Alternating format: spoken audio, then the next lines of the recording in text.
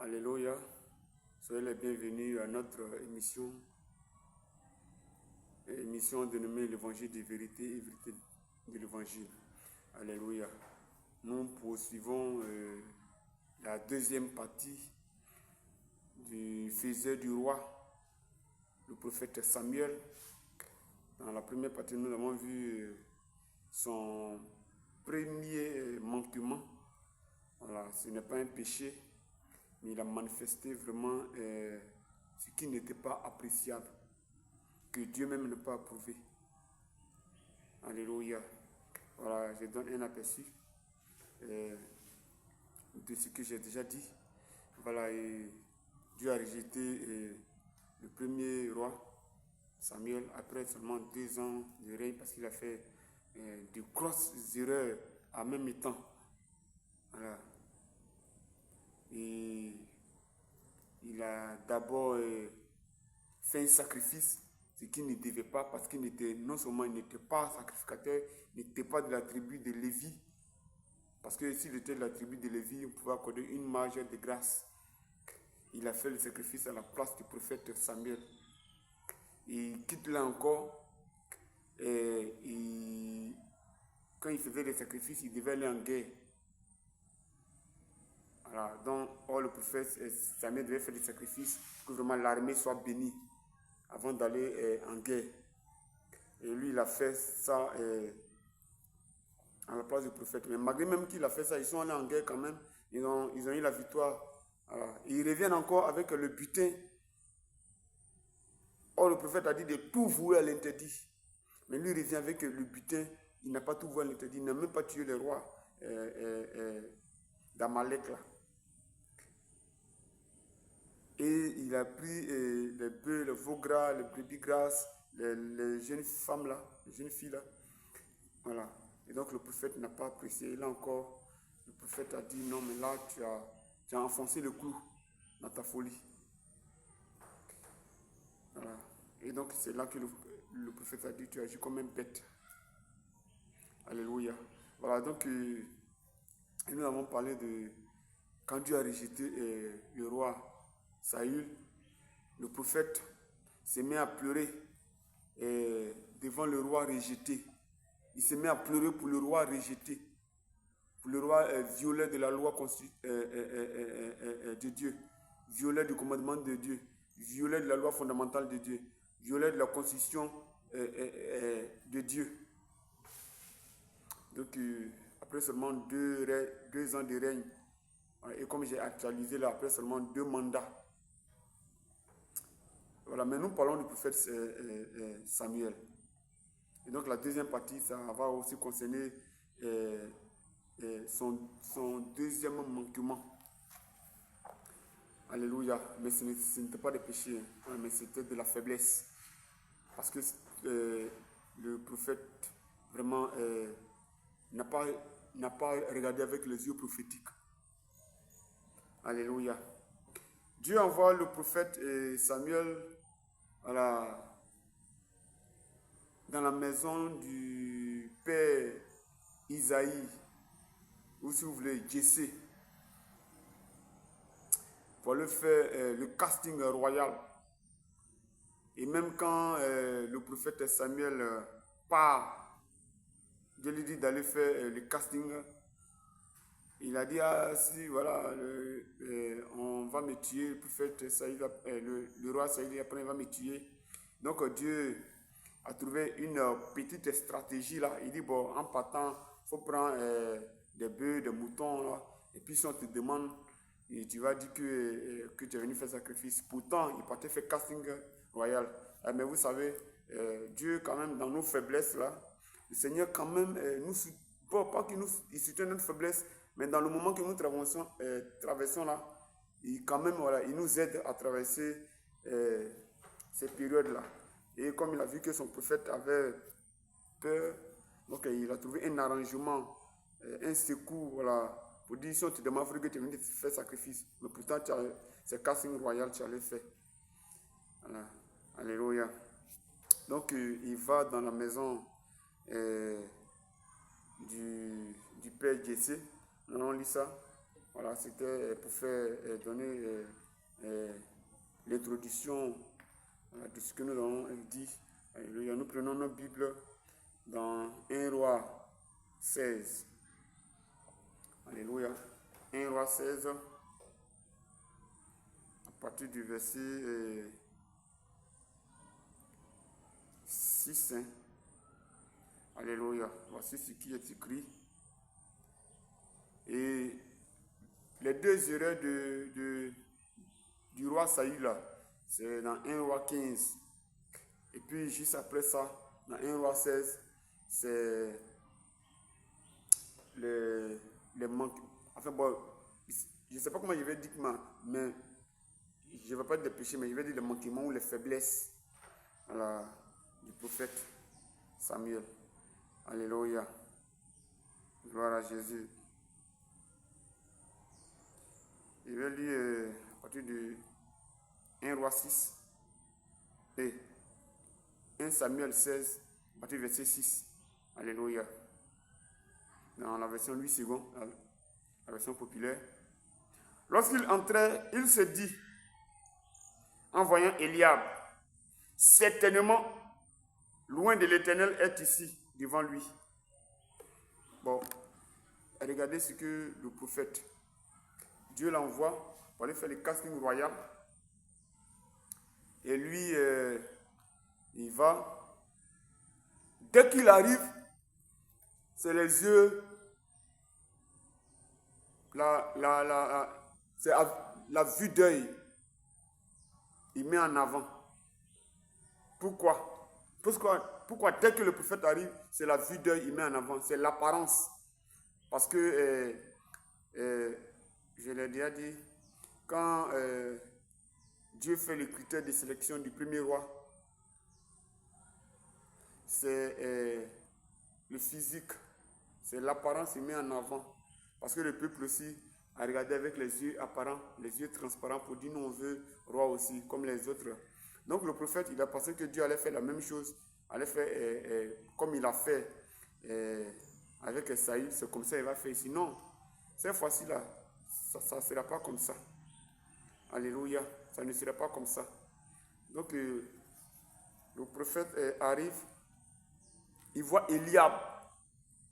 Eliab aussi qui était un costaud. Alléluia. Eliab était un grand détail. Donc ça a trompé le prophète Samuel. On lit le verset 7. Et l'Éternel dit à Samuel, ne prends pas garde à son apparence et à la hauteur de sa taille, car je l'ai rejeté.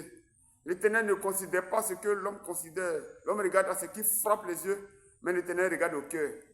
Alléluia. Donc le prophète Samuel, il a pensé que, comme avec Saül, Dieu il a mis l'apparence devant. À ce qui frappe à l'œil, Samuel était beau. Il était jeune, grand détail, le plus grand détail de l'Orient. Il dépassait Goliath en forme, en taille et en beauté. Voilà, je le dis, je le répète. Saül, le premier roi d'Israël, était un géant. Il dépassait Goliath en forme, en taille et en beauté. Alléluia. Gloire à Jésus. Si tu ne le sais pas, c'est ta Bible qui le dit. Et donc Samuel, il arrive, il voit Eliab aussi, qui était d'abord un gars de l'armée, un ducat, un costaud, un géant. Samuel pense que ça sera la même chose. Non, non, ça ne sera pas comme ça.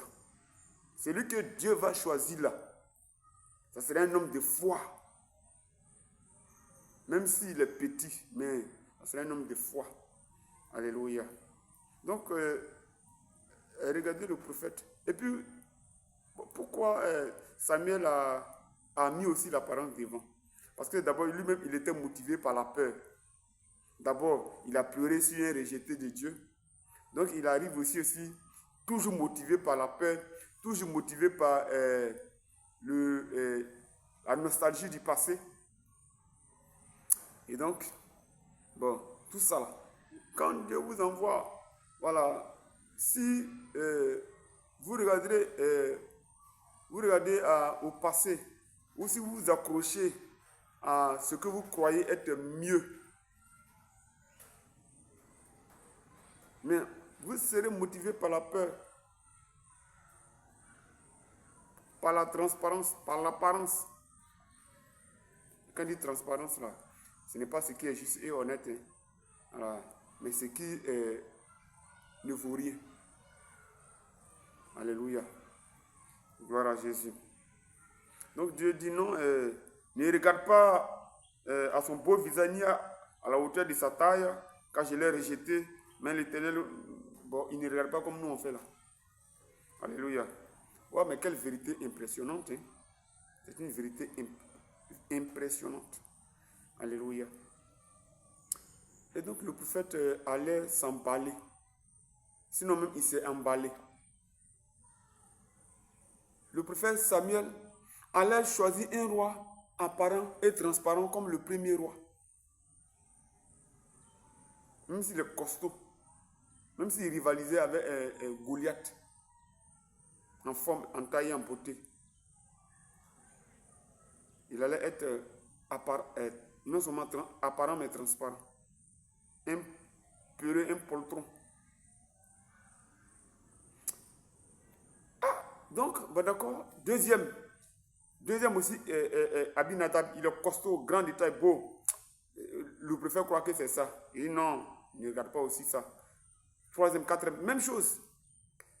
Et maintenant, le prophète, il voit que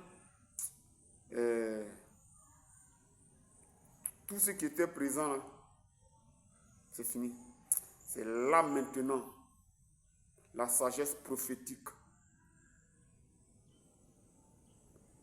Les yeux prophétiques vont remonter à la surface. L'onction prophétique va se dévoiler. La peur va foutre le camp. Il dit, mais monsieur Isaïe, est-ce que c'est tous tes enfants qui sont là? Parce que moi, je suis convaincu que c'est chez toi que Dieu m'envoie. Il dit, ben oui, ce sont tous mes enfants qui sont là. Il dit, ah. Et maintenant, il prépare. Ah oui, pardon. Il y a le tout dernier là, bon, je l'ai envoyé après le mouton là, voilà, d'ici le soir, il sera là. Samuel dit non, prophétiquement parlant. Tant qu'il ne vient pas, on ne fait pas de sacrifice. Le Père dit quoi? Tant qu'il ne vient pas, on ne fait pas quoi? On ne fait pas de sacrifice. Alléluia. Donc Samuel a repris courage, s'est fortifié. Et le Saint-Esprit a commencé maintenant à lui donner des mots justes. Alléluia. Et donc regardez ce que Samuel allait faire. Il allait choisir, si le Saint-Esprit n'était pas intervenu immédiatement, il allait consacrer Eliab. Sans le consentement de Dieu. Sans l'approbation de Dieu. Donc nous qui sommes les serviteurs, les hommes de Dieu, voilà, faisons très attention. Voilà. C'est vrai, dans le choix de nos diacres et anciens, de nos responsables d'église, voilà, souvent on peut regarder ce qui frappe, ça peut arriver. On peut regarder aux grands,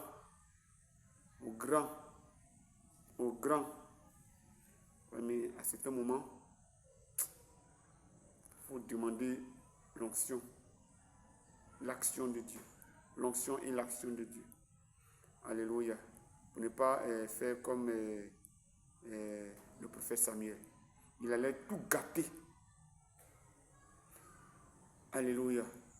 Voilà. Donc, comme on parle du prophète Samuel là, on va s'arrêter là. Parce que après ça là, c'est maintenant que le roi rentre. Le roi, l'homme selon le cœur de Dieu, rentre maintenant en action. Alléluia. Rentre maintenant en action. C'est maintenant que la royauté le roi selon le cœur de Dieu. Le prophète dit, allez les chercher. Et vous savez, à l'époque là, voilà, il n'y avait pas de téléphone pour appeler David qui allait derrière les moutons. Il n'y avait pas de téléphone. Alléluia. Donc certainement David était parti très loin. Donc les frères sont là. Quand le prophète savait dit, tant que le tout dernier là, il ne vient pas, on ne fait pas de sacrifice. Mais en tout, ça fait mal. Hein? Verset 8, Isaïe appela Abinadab et les fit passer devant sa mère. Sa mère dit, non, l'Éternel n'a pas choisi celui-ci. Donc Isaïe a fait passer ses fils en revue, en revue, en revue.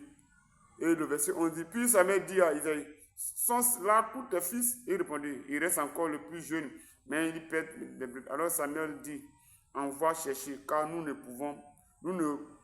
nous placerons pas avant qu'il ne soit venu. Ah, mais ça là, ça fait mal quand même. Le temps on va aller les chercher là, les vieux pères sont assis, les grands frères sont assis. Donc déjà même là, donc on a dit non, c'est foutaise. Nous on va attendre. Et donc, le prophète Samuel a donné la nouvelle de consécration à tous ceux qui étaient assis là. Donc déjà, ce qui a commencé à trotter dans la tête des grands frères, vraiment ce n'était pas bon. C'est le petit là. Le petit là. C'est le petit là qui va faire quoi? Non. C'est le petit là qui va faire quoi? Attends, est-ce qu'il n'a pas peut-être demandé au prophète, ah mais Joe, c'est consécration de roi tu es venu faire. Hein? C'est consécration de roi tu es venu faire. Donc, est-ce que ce que tu dis là, il y a Dieu dedans? On va aller chercher le petit là. Et puis encore le dernier même là. Le 8e. Ah! Vieux père prophète. On te rappelle que c'est consécration des rois tu es venu faire.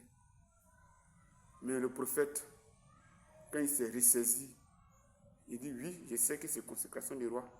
Mais tant que lui, il ne vient pas là, on ne fait pas. Il avait déjà passé tout le monde en revue. Alléluia. Donc, et déjà, les carottes étaient déjà cuites pour eux. Ils se sont dit, mais c'est que c'est lui qui sera consacré roi. Alléluia.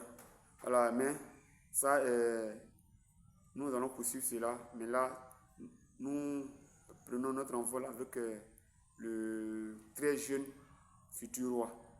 Et cette fois-ci, voilà, et c'est le Samuel que nous voulons parler. Comme je l'ai dit, on ne peut pas parler des deux premiers rois sans parler du fils du roi.